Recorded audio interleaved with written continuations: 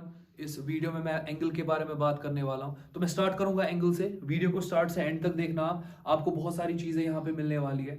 आप देखोगे कि मैं यहाँ पर ट्रिग्नोमेट्रिक रेशियोज के बारे में ज्यादा बात करने वाला हूँ। तो स्टार्ट करते हैं एंगल्स के साथ। तो अगर मैं एंगल की बात करूं, लेट अस सपोज आपके पास दो रेज है। ये आपके पास रे 1 है और ये आपके पास रे 2 है। ये आपके पास रे 2 है।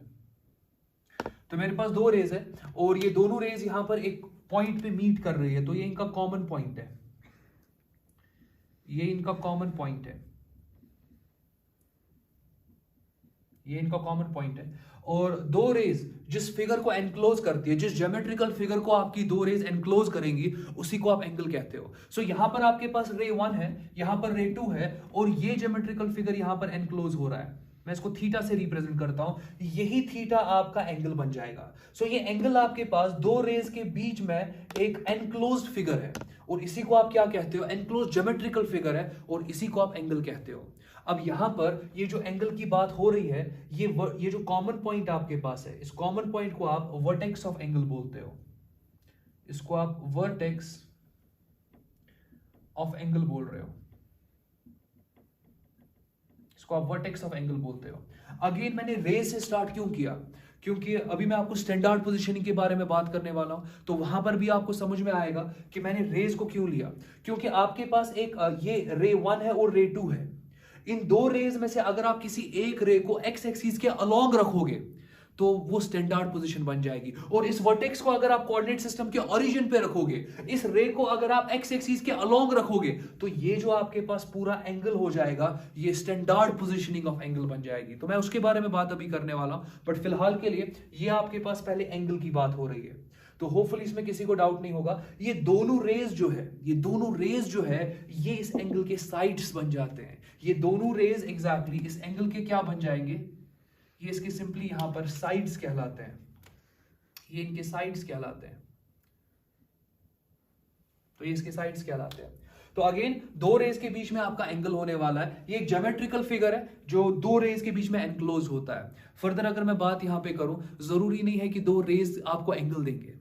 अगर दो प्लेन्स भी इंटरसेक्ट करते हैं ना, वो भी आपको एक एंगल दे सकते हैं और उस एंगल को आप डाइहेड्रल एंगल कहते हो। उसमें मैं डीप नहीं जाऊंगा, बट फिलहाल के लिए होपफुली आपको ये समझ में आया होगा। और अगेन दूसरा पॉइंट, ये जो रे है आपके पास, और ये जो एंगल आपके पास है, ये एक ही प्लेन में लाई करते हैं। ऐसा नहीं है कि मैं इस रे को इस प्लेन के बाहर ऐसे निकाल दूं। ऐसा बिल्कुल भी नहीं होगा कि ये एक रे है, ये दूसरा रे है और ये एंगल बन जाएगा। नहीं, आपके पास दोनों रेज और ये एंगल एक ही प्लेन में लाई करने चाहिए। इसीलिए आप इस थीटा एंगल को प्लेन एंगल भी कहते हो। इसको आप सिंपली यहां पर प्लेन एंगल भी कहते हो।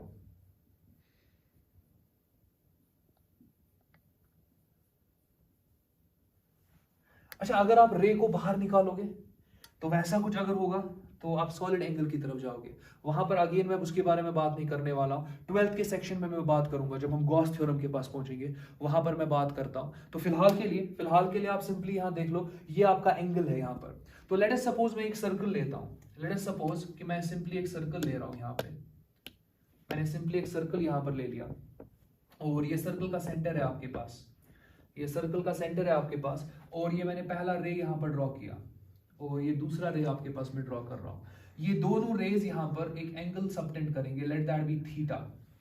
अब समझो यहां पर ये तो सिर्फ इतना एंगल है ना, ये सिर्फ इतना एंगल है।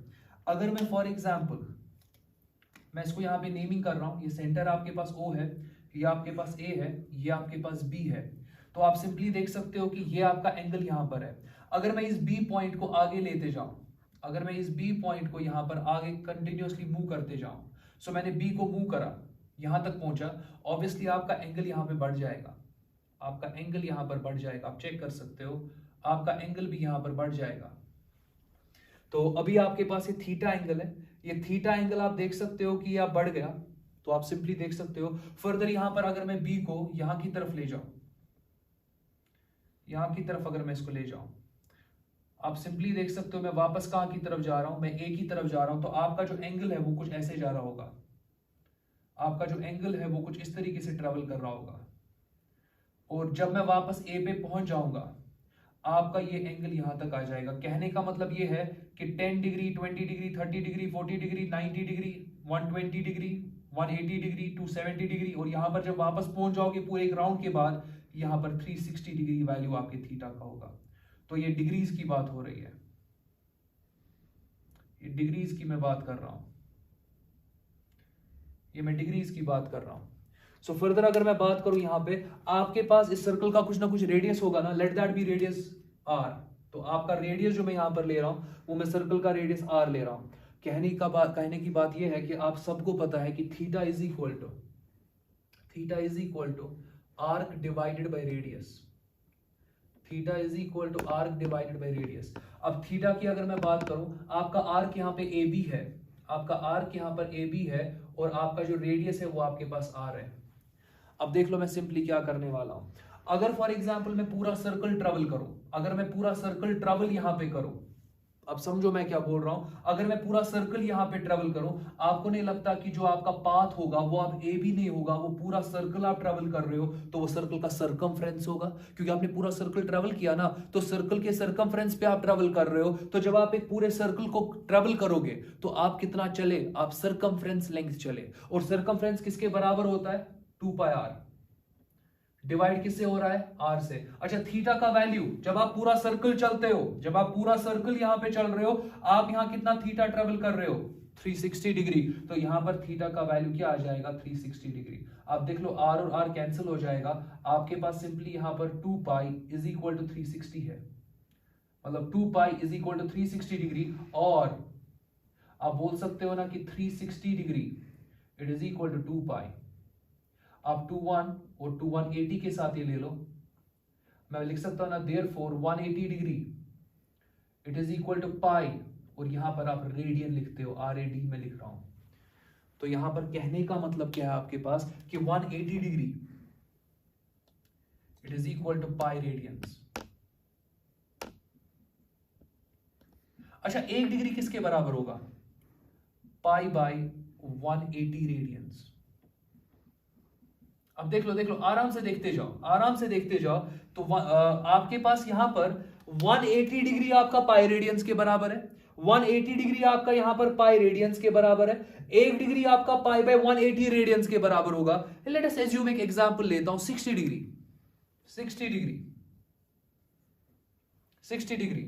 It is equal to 1 degree pi by 180 radians है, 1 degree pi divided by 180 radians है। तो अगर मैं 60 डिग्री की बात करूं कि 60 डिग्री कितना होगा, it will be equal to, पहले 60 लिखो फिर उसको मल्टीप्लाई करो इसी फैक्टर के साथ, पाई बाय 180 के साथ। यूनिटरी मेथड है, थर्ड से करते आते हो, तो आप सिंपली देख सकते हो 61 63 which is equal to pi divided by 3 radians. मतलब 60 डिग्री लिखो तो डिग्रीज की बात हो रही है, आप पाई बाय 3 रेडियन लिखो, रेडियंस की बात होती है। तो कहने का मतलब यह है 60 डिग्री और पाई बाय 3 रेडियन सेम मीनिंग। अगर मैं लिख रहा हूं आपको यहां पे साइन 60 डिग्री, अगर मैं लिख रहा हूं यहां पर साइन ऑफ 60 डिग्री, सबको पता है √3/2, सबको पता है √3/2 आने वाला है। मगर अब मैं क्या लिख सकता हूं, अब मैं लिख सकता हूं साइन 60 डिग्री की जगह मैं पाई बाय 3 लिख सकता हूं, तो sine pi by 3 it is equal to again √3/2। एक ही बात है, यहां पर आप डिग्रीज की बात करते हो, यहां पर आप रेडियंस की बात करते हो। अगेन मैं एक बात कहूंगा, जब आप नेविगेशन की बात करते हो, एस्ट्रोनॉमी की आप बात करते हो, एंगल्स वहां डिग्रीज में ही लेते हो आप, एंगल वहां पर डिग्रीज में ही लेते हो आप। मगर जब आप यहां पर मैथमेटिक्स की बात करते हो, फिजिक्स की बात करते हो, न्यूमेरिकल्स की बात करते हो, तो कन्वीनियंट रहता है कि आप रेडियंस में डील करो। तो अगेन हम फिजिक्स पढ़ रहे हैं, हमें फिजिक्स पढ़ना है, एस्ट्रोनॉमी नहीं पढ़नी, नेविगेशन नहीं पढ़ना, तो हम डिग्रीज की बात नहीं करेंगे, ज्यादा रेडियंस की बात करेंगे। हाँ, जहां पर आपको अब डिग्रीज कन्वीनियंट लगता है डिग्री यूज कर दो, कहीं कहीं पे फिर आपको क्वेश्चन में वहीं पर देकर होता है, let us suppose sign pi bye 2, मैं यहां पे लिख रहा हूं, देख लो मैं लिख रहा हूं यहां पे साइन पाई बाय 2, मैं लिख रहा हूं यहां पर एग्जाम्पल के फॉर्म में साइन पाई बाय 2, आप इसको लिख सकते हो ना, it is equal to sine pi किसके बराबर होता है? अच्छा, पाई किसके बराबर होता है आप खुद से देख लो। पाई होता है ना 180 के बराबर। सिंपल, इसमें कुछ नहीं करना है। अब मैं क्या कर रहा हूं, मैं रेडियंस को डिग्री में कन्वर्ट कर रहा हूं, मैं रेडियन को डिग्री में कन्वर्ट कर रहा हूं। तो पाई की जगह पर क्या लिखोगे, 180 डिग्री डिवाइडेड बाई 2। अच्छा, 180 बाई 2 90 होता है ना, ये आपका साइन 90 डिग्री आ जाएगा। तो आप साइन पाई बाई 2 बात करो या साइन 90 की बात करो, दोनों के वैल्यूज यहां पर 1 होने वाले हैं, दोनों के वैल्यूज यहां पर 1 होने वाले हैं। तो अगेन आप देख सकते हो, ये आपके पास एंगल का कॉन्सेप्ट है। और फर्दर अगर मैं बात यहां पे करूं, हमने डिग्रीज और रेडियन की कन्वर्जन के बारे में बात की। एक दो एग्जांपल्स और लेते हैं, फिर मैं आपको स्टैंडर्ड पोजीशनिंग की बात करूंगा, मतलब standard positioning of an angle की मैं बात करूंगा कि आप किस एंगल को पॉजिटिव लेते हो, किस स्टाइल को आप नेगेटिव लेते हो, मैं फिर उसकी बात करूंगा। तो स्टार्टिंग में कुछ एग्जांपल्स देखते हैं।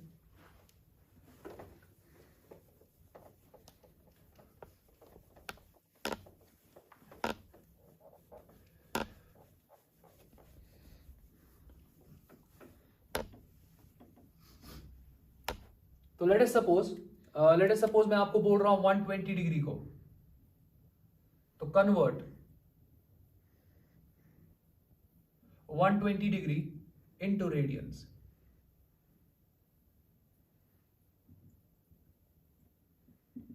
ठीक है, बहुत सही है। मैं सिंपली आपको बोल रहा हूं 120 डिग्री को आप रेडियंस में कन्वर्ट करो। रेडियंस में कन्वर्ट करने के लिए कुछ नहीं करना है, आपको 120 डिग्री को पाई बाई 180 के फैक्टर से मल्टीप्लाई करना है और कुछ भी नहीं करना है, बस इतना ही आपको यहां पर करना है। कहने का मतलब यह है, आप 120 डिग्री ले लो, ठीक है, ले लिया, इसको मल्टीप्लाई किससे किया करोगे, पाई डिवाइडेड बाई 180 से।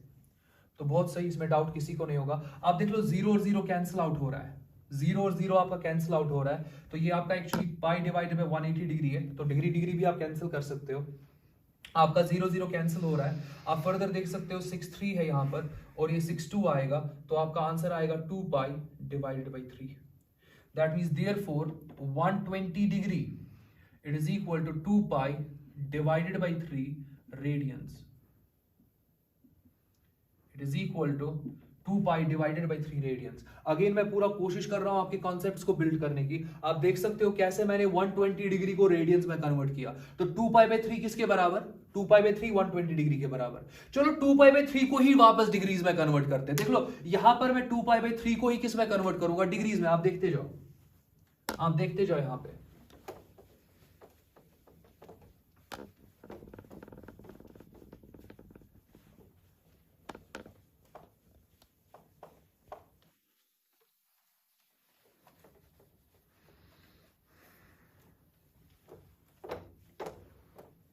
ठीक है, आप सिंपली देख लो, मैं 2 पाई बाई 3 को ही डिग्रीज में कन्वर्ट करूंगा, तो आपके पास 2 पाई बाई 3 है यहां पर। कुछ नहीं करना है, 2 बाई 3 अपनी जगह पर।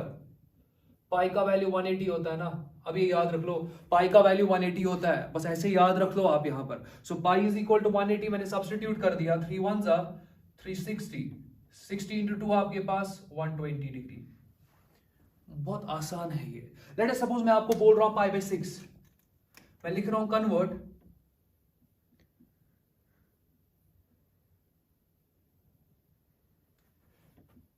पाई बाई 6 इंटू डिग्रीज।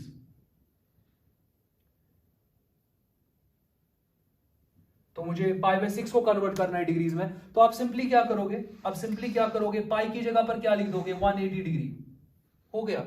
डिवाइड किससे कर रहे हो, 6 से, 30 degree. It is equal to pi by 6 radians. तो आप देख सकते हो बहुत आसान है डील करना। डिग्री को कन्वर्ट करना अगर आपको है रेडियंस में, या रेडियंस को अगर आपको डिग्री में कन्वर्ट करना है, मुश्किल कुछ भी नहीं है। अब याद क्या रखोगे, जब भी आपको डिग्री को रेडियंस में कन्वर्ट करना है, डिग्री वाले एंगल को पाई बाय 180 से मल्टीप्लाई कर दो। डिग्री वाले एंगल को पाई बाय 180 से मल्टीप्लाई कर दो। सिमिलरली जब भी आपको यहां पर रेडियंस से डिग्री में कन्वर्ट करना है, ये तो सबसे ज्यादा आसान है, पाई की जगह पे 180 लगाया करो। पाई की जगह 180 लगाया करो, सिंप्लीफाई किया करो, आपको सीधे पता चल जाएगा कि आपके पास जो गिवन रेडियंस में मेजर है वो कितने डिग्रीज के बराबर है। तो होपफुली अभी तक इसमें किसी को डाउट नहीं होगा, आपको एक पूरा यहां पर कॉन्सेप्ट समझ में आया होगा। तो चलो मैं स्टैंडर्ड पोजीशनिंग के बारे में बात करता हूं। स्टैंडर्ड पोजीशनिंग के बारे में बात करता हूं। लेट अस सपोज कि ये आपके पास एक कोऑर्डिनेट सिस्टम है, ये आपके पास एक कोऑर्डिनेट सिस्टम है। अगेन यहां पर मैं बहुत इंपॉर्टेंट पॉइंट बोलने वाला हूं, मैं सिंपली नेमिंग कर रहा हूं, मैं लिख रहा हूं एक्स ओ एक्स, इसको मैं एक्स डैश लिख रहा हूं, और सिमिलरली यहां पर ये आपके पास वाई डैश है, ये आपके पास वाई है। अब देख लो, जब मैं नेमिंग यहां पे एक्स एक्सिस की करता हूं ना, मैं पहले लिखता हूं एक्स डैश, फिर मैं ओ लिखता हूं, फिर मैं एक्स लिखता हूं। नेमिंग का स्टाइल देखो, जब भी आप मैथमेटिक्स की बात करते हो ना, आप यहां पर लेफ्ट टू राइट जाते हो, टॉप टू बॉटम जाते हो, ये आपका नेमिंग का अप्रोच होता है। सो कहने का मतलब ये है कि जब मैं यहां पर पहले एक्स डैश लिख रहा हूं, फिर ओ लिख रहा हूं, फिर एक्स लिख रहा हूं, ये एक्सिस जो आपके पास होगी, ये एक्सिस जो आपके पास यहां पर होगी, इसको आप simply x dash O x कह सकते हो। अब यूजुअली क्या आप बोलते हैं सर फर्क क्या पड़ेगा अगर हम एक्स और एक्स डैश लिखे, एक ही बात तो है? गलत, बिल्कुल गलत है। आप यहां पर जब एक्सिस को नेमिंग करते हो, आप लेफ्ट टू राइट जाते हो, तो जब आप इस एक्सिस का नाम बोलोगे वो आपके पास एक्स डैश ओ एक्स होगा। एक्स ओ एक्स डैश गलत है मेरे हिसाब से, मैं तो पूरा बोल रहा हूं गलत है ये, तो आपको पूरा केयर करना है यहां पे। सिमिलरली अगर मैं यहां पर बात करूं, टॉप टू बॉटम नेमिंग होती है, टॉप टू बॉटम नेमिंग होती है, तो इस एक्सिस का नाम क्या होगा? इस एक्सिस की अगर मैं नेमिंग की बात करूं, ये आपका वाई ओ वाई डैश होगा, ये आपका वाई ओ वाई डैश होगा, क्योंकि आप ऊपर से नीचे आ रहे हो, पहले वाई आएगा, फिर ओ आएगा, फिर वाई डैश आएगा। नेमिंग का ये स्टाइल है। आप मैथ में कहां से कहां लिख रहे हो, उसी हिसाब से आप नेमिंग करते हो, ये चीज दिमाग में रखोगे आप। तो फिलहाल के लिए एक्स डैश ओ एक्स होगा, तो अगर किसी बुक में एक्स ओ एक्स डैश लिखा होगा वो गलत है, वो बिल्कुल गलत है वहां पे। सिमिलरली अगर आप वाई एक्सिस की नेमिंग करोगे, वाई ओ वाई डैश, ये आपका स्टाइल होने वाला है। तो ठीक है, फिलहाल के लिए अब मैं 2 रेज लेने वाला हूं। चलो मैं 2 रेज लेता हूं। ये आपके पास रे 1 है यहां पर, ये आपके पास रे 1 है यहां पर। आप देख लो रे 1 एक्स एक्सिस पे है ना, रे 1 एक्स एक्सिस पर है। चलो दूसरा रे ले रहा हूं, ये दूसरा रे में ले रहा हूं, तो ये आपके पास रे 2 है, ये आपके पास रे 2 है। अच्छा, इन दोनों रेज का एक कॉमन पॉइंट होता है जिसको आप वर्टेक्स ऑफ एंगल बोलते हो, वो वर्टेक्स ऑफ एंगल आपके पास यहां पर है। अच्छा, ये तो मगर ओरिजिन पर है ना, तो vertex is at origin, vertex is at origin of coordinate system.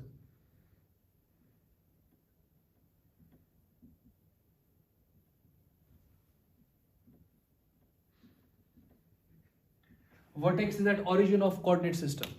So ये जो आपके पास यहां पर एंगल अब आएगा, क्योंकि रे 1 है ना एक्स एक्सिस पे, आप सारे एंगल्स मेजर करते हो पॉजिटिव एक्स एक्सिस से, आप सारे एंगल्स मेजर करते हो पॉजिटिव एक्स एक्सिस से। कहने का मतलब शुरू करोगे पॉजिटिव एक्स एक्सिस से, और फिर आपको जाना होगा सिंपली रे 2 के पास। तो रे 1 है ना एक्स एक्सिस पे, शुरू कहां से करोगे? रे 1 से। रे 2 से शुरू नहीं करना है एंगल को। आपको एंगल जब मेजर करना होगा, आप रे 2 से नहीं शुरू करोगे, आप हमेशा एक्स एक्सिस से शुरू करते हो। हम तो स्टैंडर्ड पोजीशनिंग के बारे में बात कर रहे हैं। मैं standard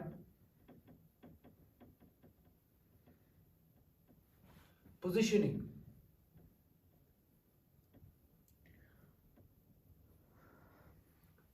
standard positioning of angle के बारे में बात कर रहा हूं। तो आप सिंपली देख सकते हो, मैं रे 1 से रे 2 की तरफ जा रहा हूं,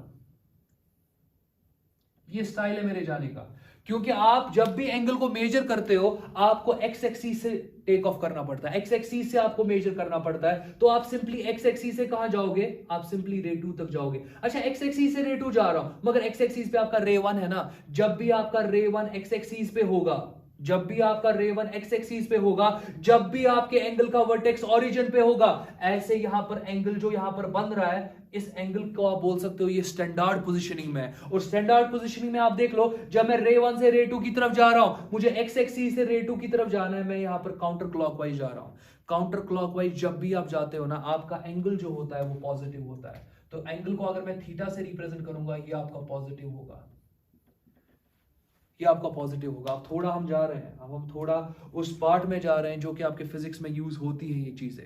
ये एंगल वगैरह जो आप मेजर करते हो वहां पे, ये चीजें वहां पे यूज 100% होने वाली है, तो इसका टेक केयर करोगे। चलो मैं फर्दर यहां पर, ये तो मैंने फिलहाल के लिए आपको थीटा पॉजिटिव दिखाया, चलो मैं थीटा नेगेटिव भी आपको दिखाता हूं। मैं थीटा नेगेटिव के बारे में भी बात करता हूं।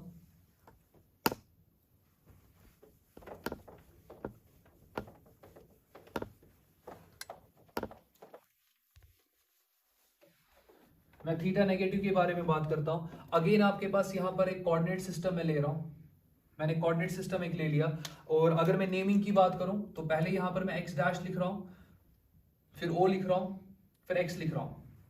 जब भी आप मैथमेटिक्स में लिखते हो लेफ्ट टू राइट जाना होता है और टॉप टू बॉटम जाना होता है, राइट टू लेफ्ट कभी नहीं आ पाओगे। सो नेमिंग की अगर मैं बात करूं, ये एक्सिस आपके पास क्या होगा, ये आपके पास x डैश o x होगा, और क्योंकि आप ऐसे जा रहे हो ये आपके पास y o y डैश होने वाला है, तो ये एक्सिस आपके पास क्या होगा, y o y डैश। अब लेट अस अगेन सपोज कि आपके पास यहां पर स्टैंडर्ड एंगल देकर है, स्टैंडर्ड पोजीशनिंग ऑफ एंगल के बारे में बात की गई है, तो रे वन तो एक्स एक्सिस पे ही होगी, रे वन आपकी एक्स एक्सिस पे ही होगी, रे वन आपकी एक्स एक्सिस पे ही होगी, और यहां पर मैं रे टू इस फॉर्म से ले रहा हूं। अच्छा, कहां से कहां जाना है, एक्स एक्सिस से, एक्स एक्सिस पे तो रे वन है, तो रे वन से रे टू की तरफ जाना है। अब यहां पे दो तरीके हैं, एक तरीका आपका है कि आप ये वाला पाथ लो, बिल्कुल सही, आप ये वाला पाथ लो। दूसरा तरीका है कि आप ये वाला पाथ लो, कोई इश्यू नहीं है, दोनों तरीके आपके पास है। एक तरीका आपके पास है कि आप ये वाला पाथ लो, ये वाला पाथ, और दूसरा तरीका आपके पास ये है कि आप रे वन टू रे टू जा रहे हो, आप ये वाला पाथ लो। बहुत सही। अब आप देख सकते हो यहां पर जब मैं ये वाला पाथ ले रहा हूं, मैं काउंटर क्लॉकवाइज जा रहा हूं ना, मैं एंटी क्लॉकवाइज जा रहा हूं ना, तो ये एंगल जो आपके पास होगा, ये एंगल जो आपके पास होगा थीटा, आपको ये पॉजिटिव लेना पड़ेगा, आपको ये पॉजिटिव लेना पड़ेगा। तो अगर ये एंगल थीटा है, let this angle be alpha, let this angle be alpha, मगर ये जो एंगल आप यहां अल्फा ट्रेवल कर रहे हो, आप क्लॉकवाइज जा रहे हो ना, आप क्लॉकवाइज जा रहे हो ना। अच्छा, एंगल की स्टैंडर्ड पोजीशनिंग है, कैसे रियलाइज कर रहे हो कि एंगल की स्टैंडर्ड पोजीशनिंग है, क्योंकि एक रे एक्स एक्सिस पर है, एक रे एक्स एक्सिस पर है, और वर्टेक्स जो आपके एंगल का है वो ओरिजिन पर है, इसीलिए जो आपका यहां पर एंगल बन रहा है, फिर वो ऊपर वाला एंगल रिफ्लेक्स एंगल बने या नीचे वाला एंगल बने, इन एंगल्स को आप बोलते हो कि ये स्टैंडर्ड पोजीशनिंग में है, ये स्टैंडर्ड पोजीशनिंग में है। तो अगर मैं बात यहां पे करूं, यहां पर आप क्लॉकवाइज जा रहे हो, एंटी क्लॉकवाइज मत जा रहे हो, तो स्टैंडर्ड पोजीशनिंग ऑफ एंगल में जब आप यहां पर एंटी क्लॉकवाइज एंगल लेते हो, सॉरी, जब आप यहां पे क्लॉकवाइज एंगल लेते हो, क्लॉकवाइज एंगल, ये आपका नेगेटिव होता है, ये आपका नेगेटिव होता है। लेट अस सपोज कि मैं यहां पर एज्यूम कर रहा हूं कि आपके पास 110 डिग्री है, आप सीधे लिखोगे alpha is equal to -110 degree. Let us suppose कि यहां पर आपका थीटा जो है वो 60 डिग्री है, तो आपको इसको पॉजिटिव 60 डिग्री लेना पड़ेगा। ये एंगल आपका प्लस 60 डिग्री है, क्योंकि काउंटर क्लॉकवाइज है ना, काउंटर क्लॉकवाइज है। ये एंगल आपके पास क्लॉकवाइज है, तो आपको नेगेटिव लेना पड़ेगा। अगर ये 110 होगा, आपको इसको -110 डिग्री करके लेना पड़ेगा। तो होपफुली आपको समझ में आया होगा पॉजिटिव एंगल कब लेना होता है, नेगेटिव एंगल कब लेना होता है। मगर प्रोवाइडेड आपके पास पहले जो यहां पर एंगल होगा ये स्टैंडर्ड पोजीशनिंग में होना चाहिए। आगे जाके मैं वेक्टर्स लेने वाला हूं। वेक्टर्स में मैं एक पॉइंट कहता हूं कि हर एक वेक्टर के टेल पर और हेड पर आप एक कोऑर्डिनेट सिस्टम ड्रॉ कर सकते हो, और उस कोऑर्डिनेट सिस्टम पर हम वहां पर डायरेक्शन ऑफ वेक्टर की बात करते हैं, तो वहां पर एंगल की बात होती है, और वो जो एंगल की बात होती है वेक्टर्स में, वो स्टैंडर्ड पोजीशनिंग में होती है। तो जो मैंने यहां पर आपको ये दिखाया स्टैंडर्ड पोजीशनिंग, इस पर आपको पूरा होल्ड होना चाहिए। तो फिलहाल के लिए हमने अभी तक एंगल के बारे में डिस्कशन किया, एंगल की स्टैंडर्ड पोजीशनिंग के बारे में डिस्कशन किया, एंगल के पॉजिटिव के बारे में डिस्कस किया, एंगल के नेगेटिव के बारे में डिस्कस किया। अब मैं सिंपली यहां पर ट्रिग्नोमेट्रिक रेशियोज की बात करता हूं, आप सिंपली देखते जाओ।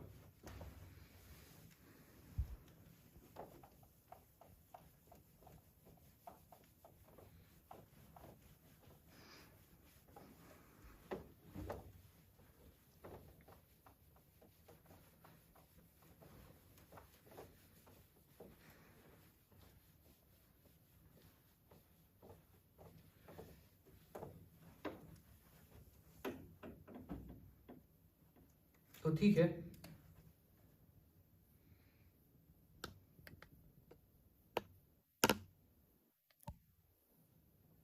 तो मैं ट्रिग्नोमेट्रिक रेशियोज की बात यहां पे करने वाला हूं।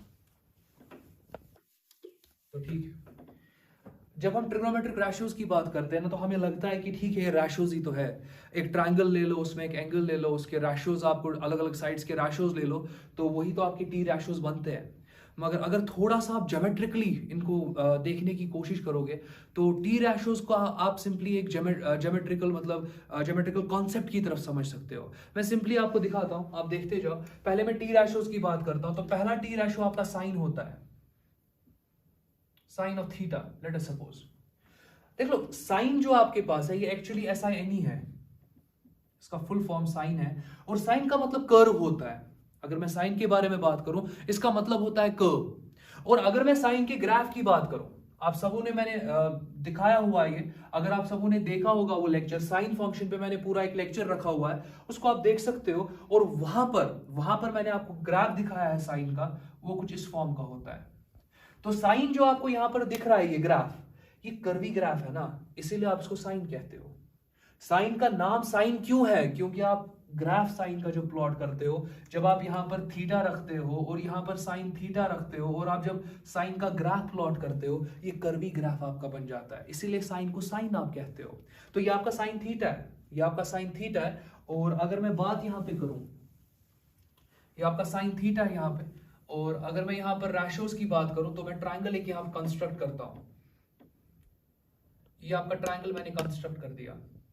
मैं बहुत आहिस्ता यहाँ पे जाऊंगा क्योंकि ये बहुत इंपॉर्टेंट है, आप बस देखते जाओ। ये ट्राइंगल है, लेट अस सपोज ये आपके पास A है, ये आपके पास B है, ये आपके पास C है। ये एक राइट एंगल ट्राइंगल है, ये एक राइट एंगल ट्राइंगल है।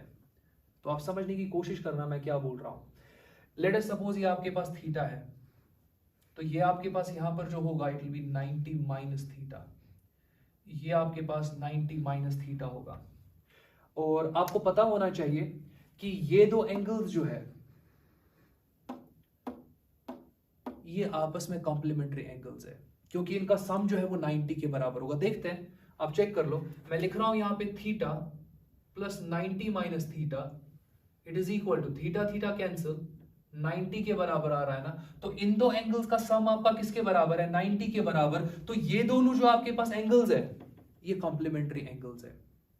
तो फिलहाल के लिए मैं और एक ट्रायंगल यहां पे ले रहा हूं, मैं और एक ट्रायंगल यहां पे ले रहा हूं। लेट अस सपोज ये आपके पास 30 डिग्री है। अब मैं ये नहीं बोलूंगा कि ये एंगल कितना है, मैं थोड़ा टर्मिनोलॉजी चेंज करता हूं। मैं बोलूंगा 30 का कॉम्प्लीमेंट कितना है, 30 का कॉम्प्लीमेंट कितना है, 30 को कितना ऐड करोगे ताकि 90 मिल जाए। 30 का कॉम्प्लीमेंट कितना है, 30 को कितना ऐड करोगे ताकि 90 मिल जाए। समझो मैं क्या बोल रहा हूं। मैं अब आपको ये बोल रहा हूं कि 30 का कॉम्प्लीमेंट कितना है, उसका मतलब क्या होगा, 30 को ऐड कितना करोगे ताकि 90 मिल जाए। 30 को 60 ऐड करते हो ना, तो 60 30 का कॉम्प्लीमेंट है। तो ये आपके पास यहां पर 60 डिग्री है। तो 60 डिग्री को मैं लिख सकता हूं complement of 30, complement of 30, complement of 30 degree. बहुत सही। फिलहाल के लिए होपफुली किसी को डाउट नहीं होगा। 60 डिग्री को मैं लिख सकता हूं कॉम्प्लीमेंट ऑफ 30 डिग्री। और ये आपके पास 90 डिग्री है, ये आपके पास यहां पर 90 डिग्री है। अगेन ये आपके पास A है, ये आपके पास B है, ये आपके पास C है। तो ठीक है, मैं वापस साइन पे आ जाता हूं। जरा साइन थीटा देख लो। साइन थीटा आपका सिंपली होता है परपेंडिकुलर, P यहां पर परपेंडिकुलर रिप्रेजेंट करता है, divided by hypotenuse, perpendicular by hypotenuse. तो अगेन आपने पढ़ा होता है some people have curly black hair to present beauty. ये सिंपली इसी फ्रेज से आप याद रखते हो कि जो आपके पास फॉर एग्जांपल ट्रिग्नोमेट्रिक रेशियो आप स्टेटमेंट के थ्रू याद रखते हो, तो वैसे भी आप रख सकते हो। बट फिलहाल के लिए sine theta perpendicular by hypotenuse. जरा परपेंडिकुलर की बात करेंगे। परपेंडिकुलर आपके पास, आप ये समझो, इस पॉइंट पे मैं पूरा कंसंट्रेट चाहता हूं, आपकी पूरी कंसंट्रेशन चाहता हूं। आप सिंपली देख लो, परपेंडिकुलर का मतलब थीटा एंगल लिया ना आपने, आपने थीटा एंगल लिया, आपने थीटा एंगल लिया। थीटा एंगल ये एंगल है, थीटा एंगल ये एंगल है। परपेंडिकुलर का मतलब थीटा के अपोजिट वाला साइड है, थीटा का अपोजिट। ये थीटा है ना, थीटा के अपोजिट कौन सा साइड है, BC। ये परपेंडिकुलर आपके पास आ जाएगा इस थीटा के रेस्पेक्ट में। अगर मैं थीटा ये लेता, अगर मैं थीटा ये लेता तो इस थीटा के अपोजिट आपका AB साइड था, इस थीटा का परपेंडिकुलर AB है। मगर इस थीटा का जो आपके पास 90 माइनस थीटा की अगर मैं बात करूं, 90 माइनस थीटा का परपेंडिकुलर AB है। अगर मैं इस एंगल को कंसिडरेशन में लूं तो इस एंगल का परपेंडिकुलर AB है। मगर जब मैं इस एंगल को लेता हूं ना, इस एंगल के अपोजिट है ना ये वाला साइड, तो ये एग्जैक्टली इस एंगल के अपोजिट वाला साइड आपका क्या बन जाएगा, परपेंडिकुलर। अच्छा, 90 डिग्री के अपोजिट वाला साइड ये आपका हाइपोटेन्यूज होता है। रिमेनिंग साइड क्या बन जाएगा, बेस बनेगा। अच्छा, ये जो मैंने नेमिंग यहां पे की, ये हमेशा हाइपोटेन्यूज है, ये हमेशा हाइपोटेन्यूज है, मगर आपके परपेंडिकुलर और बेस जो है ना वो एंगल पे डिपेंड करते हैं। मैंने थीटा लिया था, थीटा का एडजेसेंट साइड ये बनेगा, ये आपका बेस होता है। थीटा का एडजेसेंट साइड बेस होता है। अब आप सोचोगे सर थीटा का एडजेसेंट साइड तो ये भी है ना, नहीं, ये तो 90 के अपोजिट भी है ना, ये हाइपोटेन्यूज है।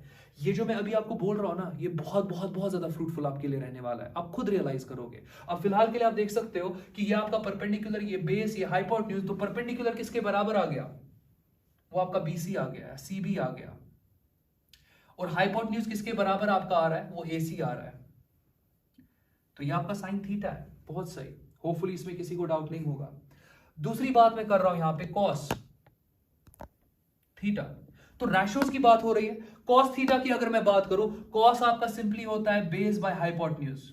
ये आपको बहुत अच्छे से पता होनी चाहिए चीजें। आपका जो कॉस होता है it is base divided by hypotenuse. अब यहां पर बेस की बात करें, बेस आपके पास थीटा के रेस्पेक्ट में बेस ये है, इस थीटा के रेस्पेक्ट में बेस ये है। अगर मैं थीटा ये लेता, अगर मैं 90 माइनस थीटा को कंसिडर करता, तो बेस एडजेसेंट साइड होता है ना, तो बेस ये बन जाता। एंगल आपका डिसाइड करेगा कौन सा साइड बेस है, कौन सा साइड परपेंडिकुलर है। अब फर्दर आप देख लो, यहां पर आप सिंपली देख सकते हो कि बेस आपका यहां ए बी होगा, और हाइपोटेन्यूज अगेन आपके पास क्या है, वो आपके पास एसी है। मुझे बहुत सारे रिजल्ट्स अभी डिराइव करने हैं, तो आप आराम से देखते जाओ, और हो सके तो साथ साथ में पेन डाउन भी करते जाओ चीजों को। अगर आप सिंपली लेक्चर को स्टार्टिंग से एंड तक पहले देख रहे हो वो भी सही है, फिर लेक्चर को और एक बार देखो, और दूसरी बार जब आप लेक्चर को देख रहे हो तब आप सारी चीजें पेन डाउन किया करो। जितना ज्यादा लिखोगे ना अभी 11th क्लास में, उतना आपको फायदा मिलेगा, उतना आपकी एज बन जाएगी रेस्ट ऑफ द स्टूडेंट्स की कंपैरिजन में। अब फिलहाल के लिए आप देख सकते हो मैंने यहाँ पे cos थीटा को क्या लिखा, ए बी बाई ए सी। बहुत सही, बहुत सही। मगर यहां पर थोड़ा सा डिफरेंट जाते हैं। आपका cos थीटा जो है it is complement of sine, it is complement of sine. मैंने इससे पहले भी ये बात की है, और वहां पर मैं अच्छे से एक्सप्लेन नहीं कर पाया, क्योंकि जब मैंने खुद से वो एक बार और वीडियो देखा तो मुझे लगा मैंने वहां पर थोड़ा जल्दी में आपको बता दिया, और जल्दी में समझाने की कोशिश की कॉम्प्लीमेंट ऑफ साइन के बारे में। तो कॉम्प्लीमेंट ऑफ साइन की बात अगर मैं करूंगा, मैंने लिखा कि cos is complement of sine, cos is complement of sine. तो होपफुली आप ये कैच कर रहे हो, cos is complement of sine. तो ठीक है, लेट अस एज्यूम मैं साइन 30 डिग्री ले रहा हूं, लेट अस एज्यूम मैं साइन 30 डिग्री ले रहा हूं, लेट अस एज्यूम मैं साइन 30 डिग्री ले रहा हूं। साइन 30 सबको पता है 1/2 के बराबर होता है। साइन 30 सबको पता है 1/2 के बराबर होता है। कॉम्प्लीमेंट ऑफ 30 कितना है, कॉम्प्लीमेंट ऑफ 30 कितना है, 60। कॉम्प्लीमेंट ऑफ 30 कितना है, वो 60 है, आप चेक कर लो, लिखा है पहले। साइन का कॉम्प्लीमेंट क्या है, cos, complement of sine cos, तो मैं कॉस लिख रहा हूं। समझो मैं क्या बोल रहा हूं, 30 का कॉम्प्लीमेंट लिखा 60, साइन का कॉम्प्लीमेंट लिखा cos, because cos is complement of sine, 60 is complement of 30। आप देख लो 60 इज कॉम्प्लीमेंट ऑफ 30, 60 लिखा, cos is complement of sine, sine की जगह कॉस लिखा। कॉस 60 किसके बराबर होता है, 1/2 के बराबर। तो होपफुली आपको आइडिया आ रहा होगा कि मैं क्यों बोल रहा हूं कि cos is complement of sine. मैं क्यों बोल रहा हूं cos is complement of sine, क्योंकि जब आप यहां पर फॉर एग्जांपल मैं लिख रहा हूं साइन 60 डिग्री, सबको पता है साइन 60 डिग्री किसके बराबर है, √3/2। आपको कुछ नहीं करना है, आप कॉस ले लो, मगर कॉस का आर्ग्यूमेंट जो है ना वो 60 का कॉम्प्लीमेंट डाल दो। 60 का कॉम्प्लीमेंट कितना होता है, 60 का कॉम्प्लीमेंट का मतलब 60 को कितना ऐड करोगे ताकि 90 बन जाए, 30 ऐड कर दोगे ना। तो सिंपली यहां पर अगर आप 30 डिग्री लिखोगे, देख लो मैंने साइन की जगह कॉस लिख दिया, और मैंने यहां पे 60 की जगह 30 लिख दिया, तो 60 का कॉम्प्लीमेंट लिख दिया, तो जब आप यहां पे cos 30 निकालोगे वो भी आपका √3/2 आएगा। इसीलिए आप कोसाइन फंक्शन को कॉम्प्लीमेंट ऑफ साइन कहते हो। देख लो अगेन आप 11th क्लास में हो, आपको ये चीजें पता होनी चाहिए।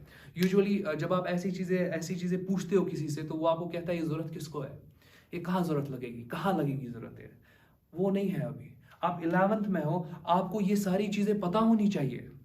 आप स्टार्ट कहां से कर रहे हो? आप स्टार्ट कर रहे हो बेसिक से।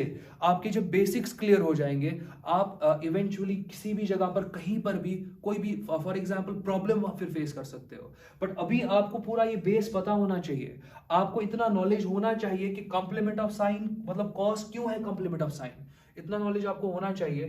क्योंकि एज ए स्टूडेंट मुझे लगता है कि ये चीज़ आपको पता होनी चाहिए। अगर आपका टीचर आपको ये नहीं कह रहा है तो मैं सिंपली सजेस्ट करूंगा कि थोड़ा और खुद से एफर्ट्स दो, खुद पढ़ो, ताकि आपको ये चीज़ें जो है मिनिमम पता हो, क्योंकि यही तो आपको डिफरेंट बनाएगा। तो होपफुली आपको समझ में आ रहा होगा, आपको समझ में आ रहा होगा कि मैंने यहाँ पर साइन को डिफाइन किया, कॉस को डिफाइन किया। चलो मैं सिंपली यहाँ पर और एक पॉइंट पे आ जाता हूँ, मैं यहाँ पर और एक पॉइंट पे आ जाता हूँ।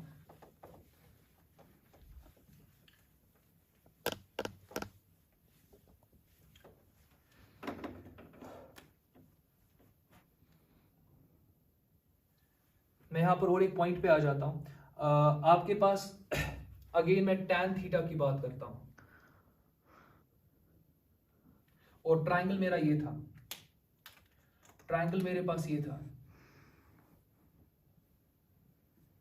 ये ट्राइंगल था, ये 90 था आपके पास, ये थीटा था, ये 90 माइनस थीटा था,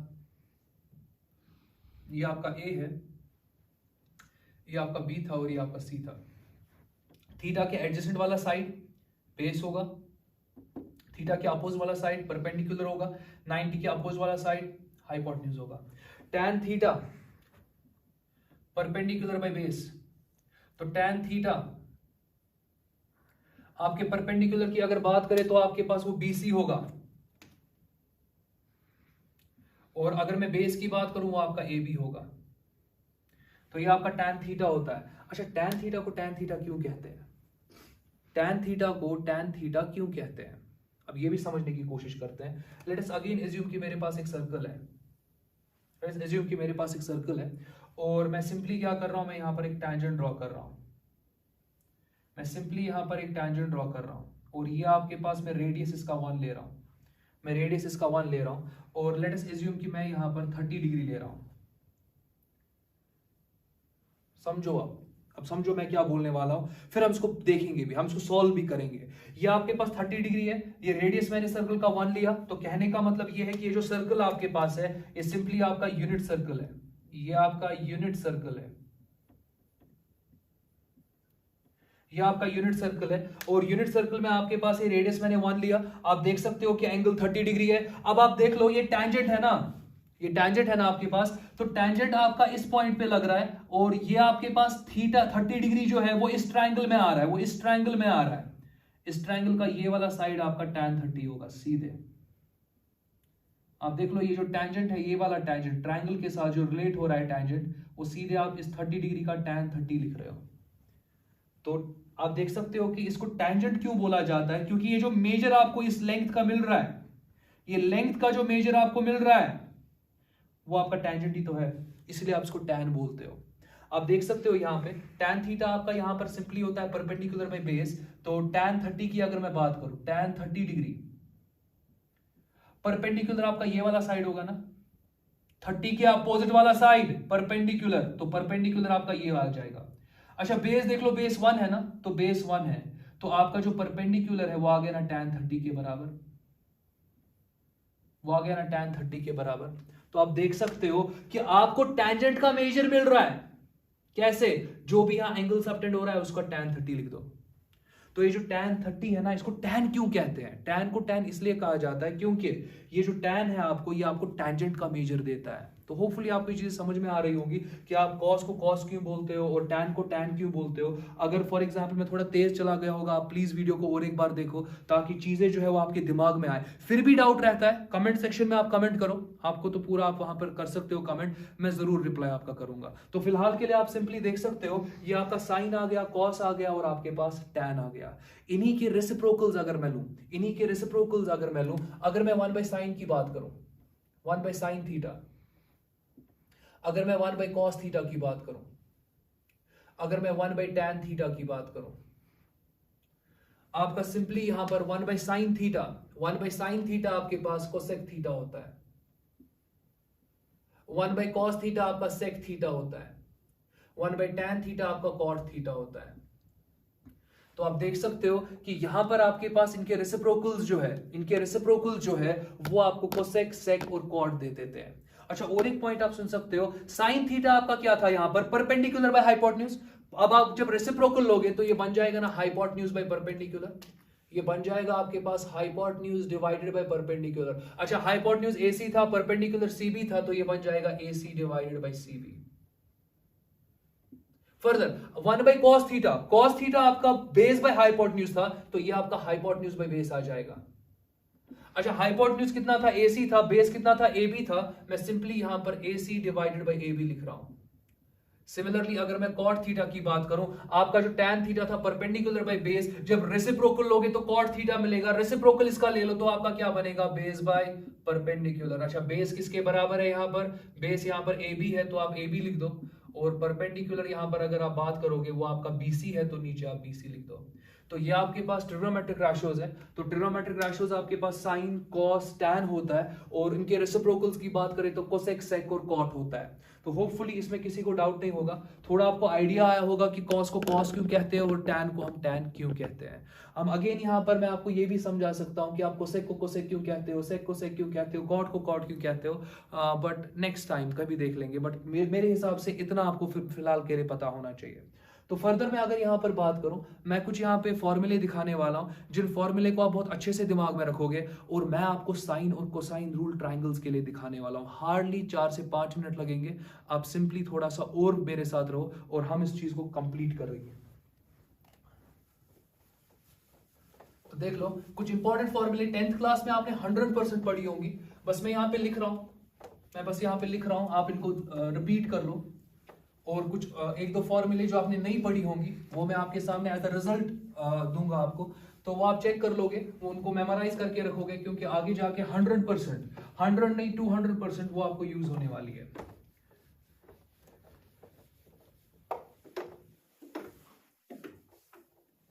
तो सिंपली आप देख सकते हो यहां पर मैं पहला फॉर्मूला यहां पर लिख रहा हूं, sine square theta plus cos square theta is equal to 1, नया कुछ भी नहीं है। दूसरी formula 1 plus tan square theta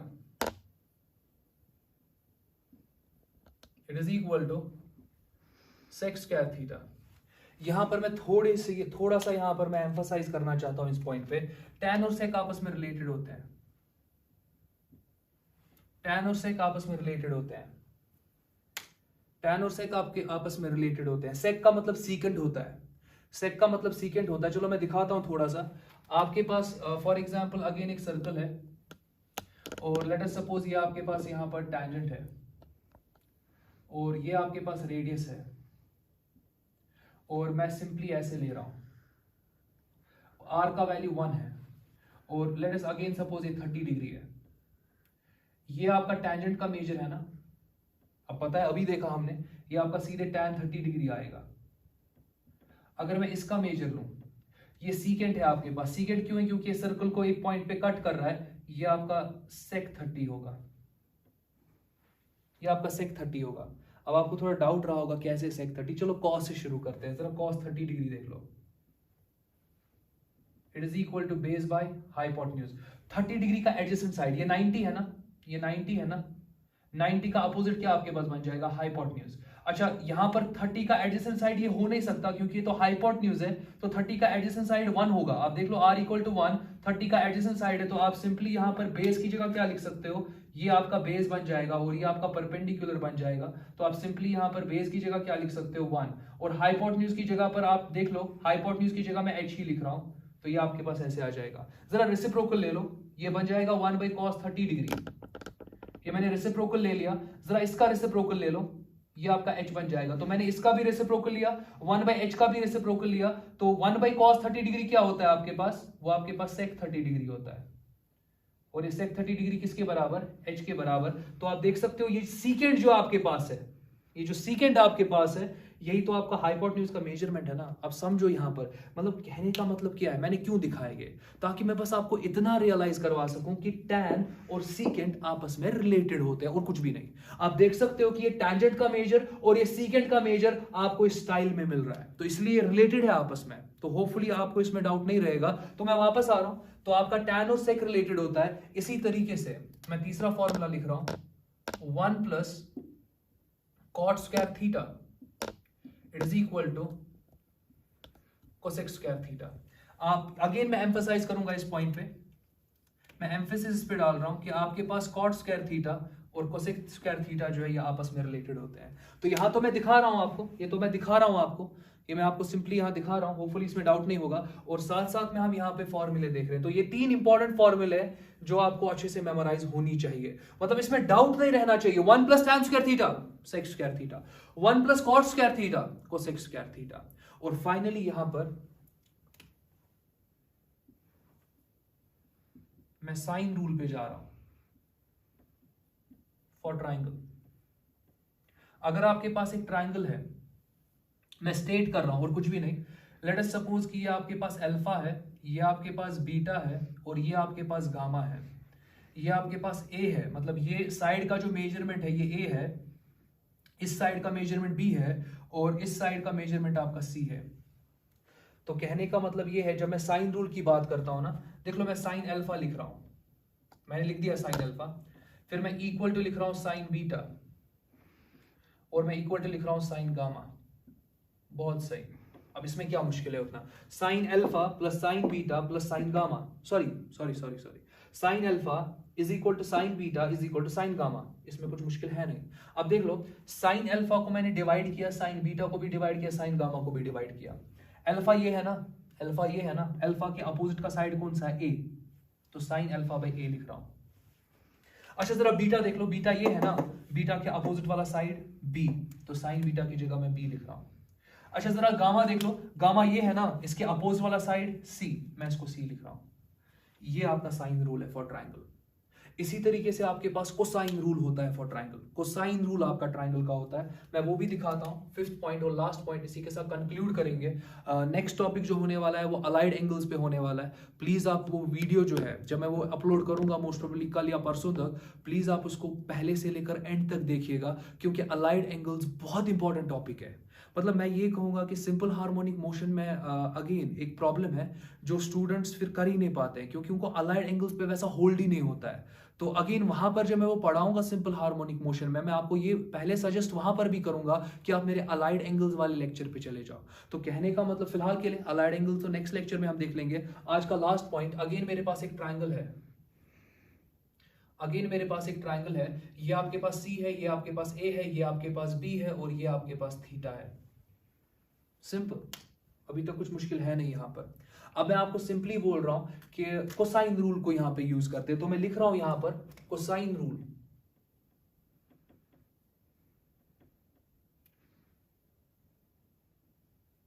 for triangle. देख लो कुछ है नहीं, थीटा के अपोजिट वाला साइड सी है ना, तो आप सी स्क्वायर लिख दो, इट इज इक्वल टू, ये थीटा फंसा है ना ए और बी के बीच में, ये थीटा है ना ए और बी के बीच में, तो C square is equal to A square plus B square minus 2ab cos theta. बस इतना आपको याद रखना है, ये आपका कोसाइन रूल है। अगेन मैं इसको आगे यूज करने वाला हूं, बट फिलहाल के लिए C square it is equal to A square plus B square minus 2ab cos theta. Cos यहां आया ना, इसलिए तो कोसाइन रूल बन गया, इसीलिए कोसाइन रूल बन गया। आप इसको थोड़ा चेंज भी कर सकते हो, देख लो मैं इसको दिखाता हूं। आप सिंपली यहां पर क्या कर सकते हो, इस नेगेटिव टर्म को यहां लाओ और इस सी स्क्वायर को यहां ले जाओ, तो आपके पास टर्म्स क्या बन जाएगी, आपके पास कुछ ऐसे बन जाएगा 2ab it is equal to A square plus B square, sorry ये 2ab कॉस थीटा है, ये किसके बराबर आ जाएगा, A square plus B square minus C square. और अगर मैं यहां पर बात अब करूं कॉस थीटा की, it is equal to A square plus B square minus C square divided by 2ac। आप देख लो यहाँ पे स्टाइल क्या बन रहा है। एंगल फंसा है ए और बी के बीच में, सिंपल, बस लास्ट पॉइंट और उसके बाद कंक्लूड करने वाला हूं मैं।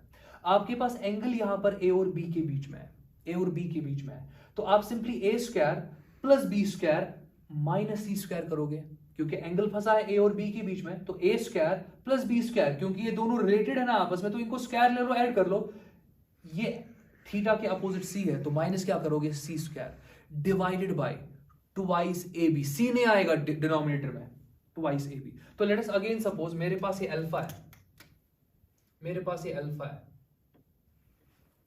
अब अगर मैं आपको ये बताऊं कि बताओ जी कोसाइन रूल को यूज करके बताओ जी कॉस अल्फा किसके बराबर है, तो जरा देख लो, मैं यहां पे लिख रहा हूं, मैं यहां पर लिख रहा हूं। अब देख लो आपका कॉस अल्फा, आपका cos alpha it is equal, अच्छा अल्फा किस किस के बीच में, ए और सी के बीच में, लिख दो पहले ए स्क्वायर प्लस सी स्क्वायर, क्योंकि अल्फा ए और सी के बीच में, तो लिख दो पहले ए स्क्वायर सी स्क्वायर और डिवाइड कर दो ट्वाइस ए सी से। अब आपको यहां पर देखना है बी, अल्फा के अपोजिट वाला साइड, तो यहां पर माइनस बी स्क्वायर लिख दो। तो इस तरीके से ये जो आपके पास यहां पर ये वाला पार्ट है, इसको आप कोसाइन रूल बोलते हो, इसको आप यहां पर साइन रूल बोलते हो। तो इन चीजों को आप पेन डाउन कर लो, अपनी जगह पे रख लो, इनको मैं सच में आगे जाके यूज करने वाला हूँ, आप खुद से देख लोगे। और वहां पर भी मैं आपको यही सजेस्ट करूंगा कि आप इस वीडियो पे चले जाओ और आप इन पॉइंट्स को यहाँ पर देख लो। तो आज के लिए इतना काफी है।